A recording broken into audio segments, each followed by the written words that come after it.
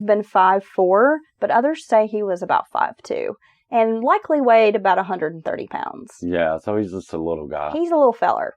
So at some point, he has this really tough inmate named Hazel Brazel.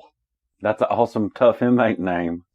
It is. I'm going to be Hazel Brazel the rest of the evening. And I guess Hazel Brazel had repeatedly raped Pee Wee, was bullying him, brutalizing, this guy's he's a mean-ass motherfucker, to put it lightly. So apparently, Pee Wee devised this plan to kill Hazel. Now, if he gets rid of this guy, he is going to establish dominance, make a name for himself. I mean, he's kind of learned that he's going to have to do something very extreme. Right. To make an impression. Yeah, you might come rape me, but I'm going to do my damnedest to kill you the next day. And this reminds me of Charles Manson, because Manson was a little feller, and he was in prison. He immediately, had to learn how to manipulate people and establish some sort of dominance. Right.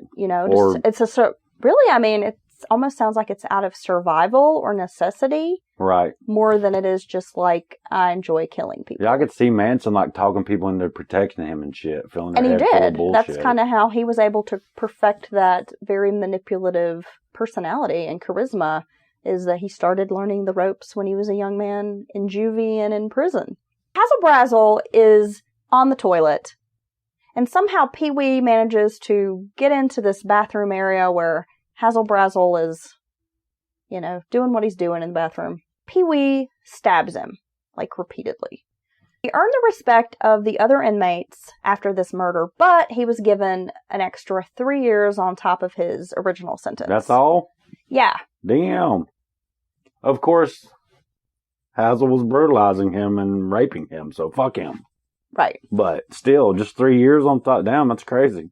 So then, of course, word spreads that Pee Wee's taken out like the big dog. Oh, so he was he was a badass, period. Yeah. As far as the inmates go, like a pod boss kind of type. Yeah. Okay. So he escaped from this sentence in 1955. He goes to Florida and takes another job as a carny. All right. His first wife, her name was Mary. She divorced him the same year. And part of his escape was that Mary had told him she wanted a divorce. He escaped, I guess, thinking he was going to be able to reconcile this marriage, but didn't quite work out. He goes to Florida and shortly after escaping manages to marry a second wife. Now, the marriage only lasted about 2 weeks.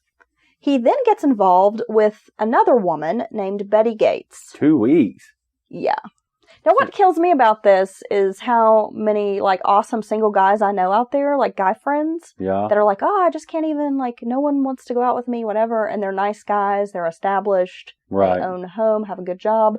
And then here's Pee Wee, this little motherfucker who's a delinquent, who's a criminal. The bad boy. Piece of shit, and these women are just flocking to him. Well, I guess that 13-year-old lucked out that he went to jail for 6 years and she got away from him that way.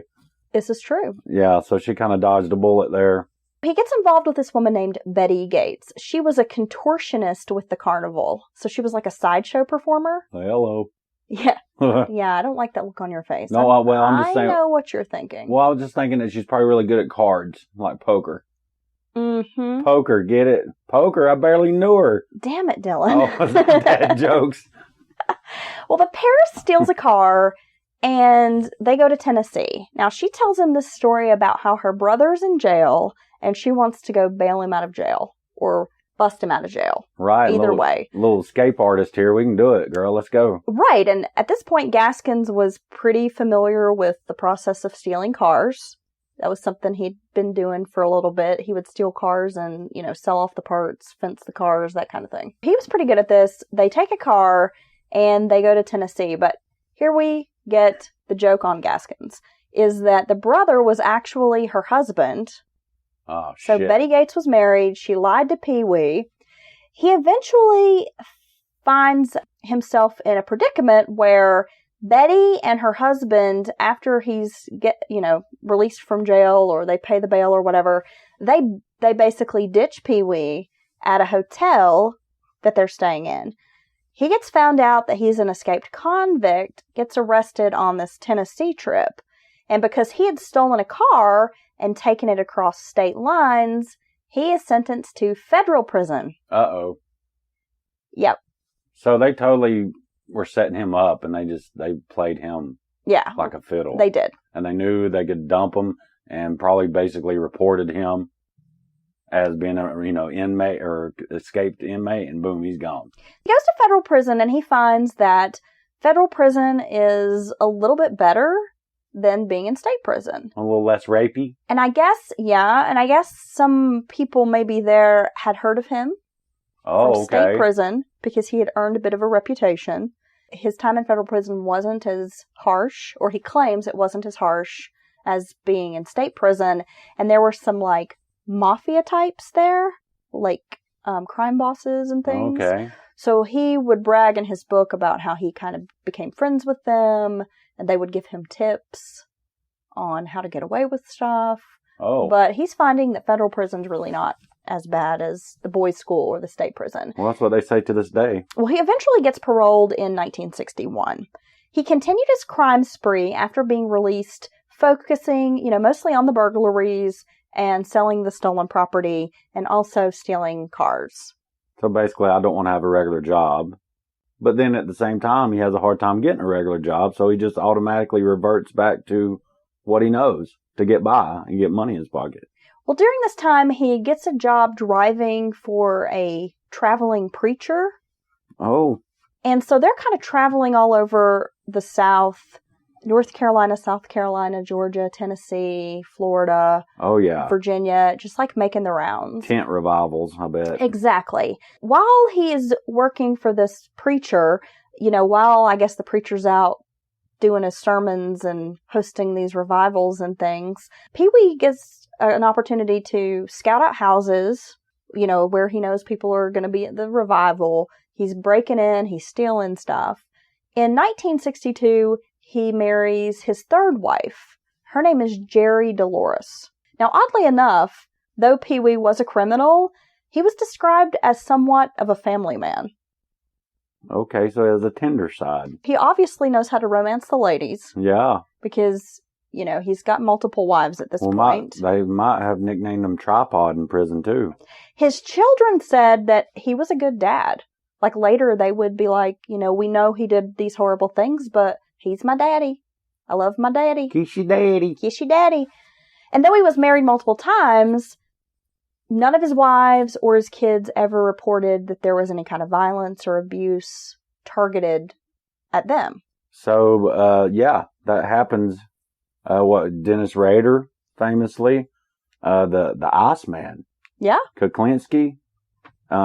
He had a, just normal family, and everybody knew he was a stern, kind of stoic man, but, no reports. So it's interesting how these people can sometimes compartmentalize, and they kind of have the family, and they kind of, even though they're psychopaths and all that. Well, Ted Bundy, they kind of fake, they can fake it to make it with them. They can fake the normalcy. Yeah, and they always use the family or, a stable relationship as a cover.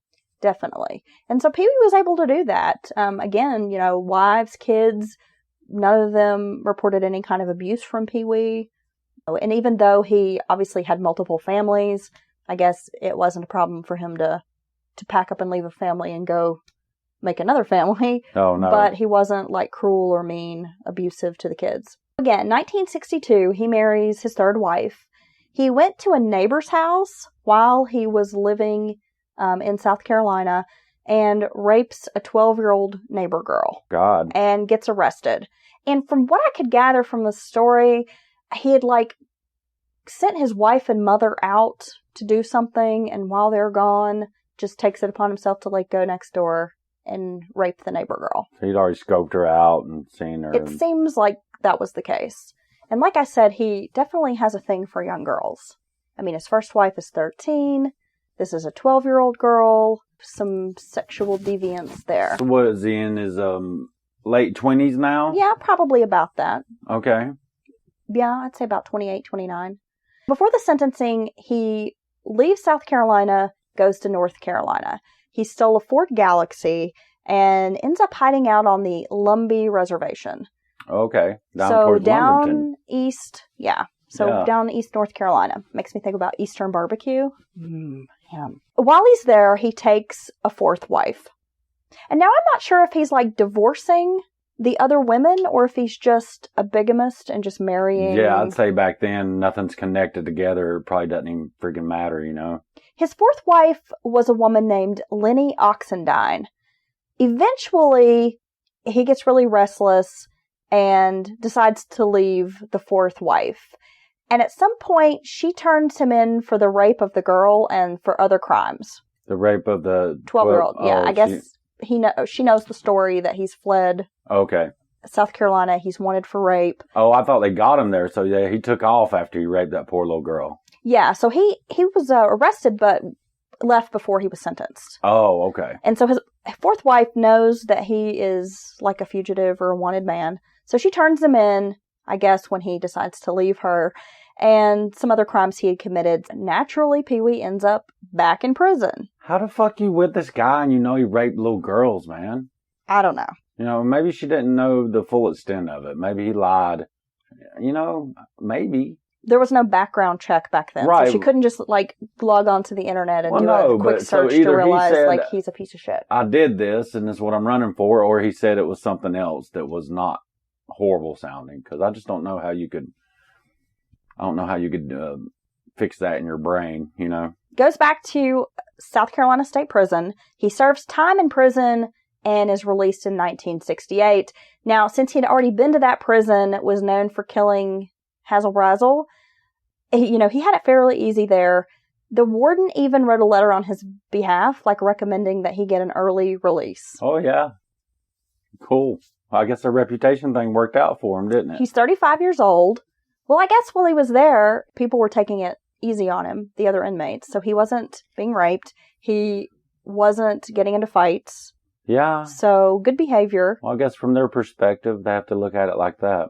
Yeah, so not getting the infractions perhaps he had gotten before. Right. So he's released. He's 35. He then moves to Sumter, South Carolina, where he started working for a roofing company, but was also back to stealing cars and stripping them, which was something, he'd been doing since, he was very young. Right. Probably very good at it. And when he was a kid, he was working in a garage, so he knew exactly how to work on these vehicles, take them apart, strip them, where to go sell the parts, where to sell the cars, that kind of thing. That was a lot more simple back then. I bet you could probably strip one down in the evening. No problem. During this time, while he's living in Sumter, working for this roofing company, Pee Wee is going to call this period his coastal kills because he separates his murders into different categories. This begins the period of coastal kills. Now, this is according to his book. None of the stories of the coastal kills are confirmed.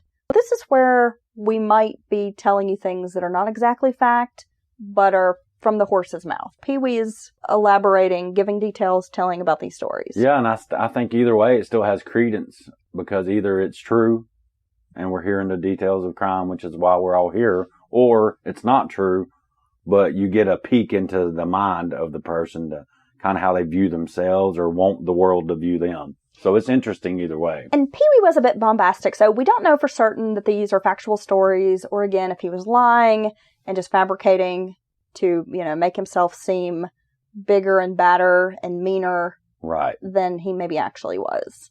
It was during this time of the coastal kills that he killed his first victim. And now, yes, he had murdered Hazel Brazel and he had assaulted other people, but this was like the first victim that he knowingly sought out. I'm going to kill somebody. First person he basically hunted. Yes. He would drive on the highway between Charleston and Wilmington, North Carolina.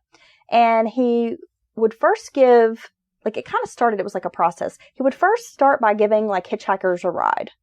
Then he would, and a lot of them were female, then he would offer them money for sex, kind of amping it up a little bit. What do they say? Ask gas or grass, nobody rides for free. Yeah, that's what that bumper sticker says. I used to have that bumper sticker.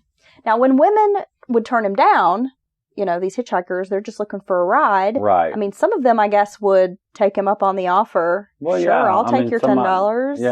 Yeah, you never know. But when they would turn him down, he would often just drop them off, get really pissed off, be mad. Then he started having these really violent fantasies about the hitchhikers. The threat of prison kept him from carrying out the